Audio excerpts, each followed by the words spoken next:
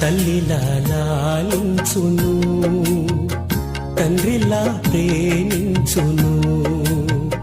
తల్లిలా లాలించును, తండ్రిలా ప్రేమించును. ముదిమి వచ్చు వరకు ఎత్తుకుని ముత్తాడును, చంక పెట్టుకొని కాపాడును. యేసయ్యా